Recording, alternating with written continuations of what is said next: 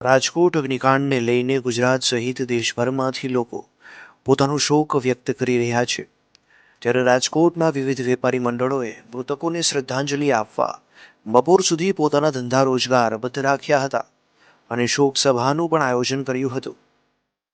શનિવારે જે રાજકોટમાં અગ્નિકાંડ બન્યો, ટીઆરપી ઝોનમાં જે આગ લાગી અને જે દિવંગતો મૃત્યુ પામ્યા એને શ્રદ્ધાંજલિ રૂપે રાજકોટના ઘણા બધા એસોસિએશન અને અસંખ્ય વેપારીઓ સ્વૈચ્છિક રીતે બંધ પાડી અને શ્રદ્ધાંજલિ આપવા માટે અમે ભેગા થયા છીએ। બધા ઘટના કદી ભૂલાય નહીં એવી છે।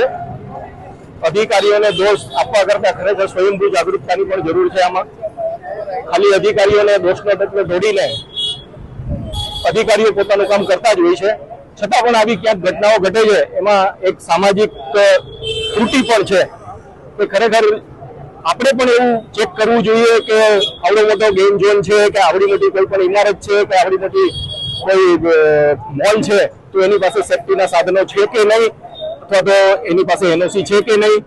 ઘટનાઓ ઘટે અને પછી આપણે માછલા ધોઈએ એ કેટલું વ્યાજબી છે। કેટલા વેપારીઓ આમાં જોડાણા છે?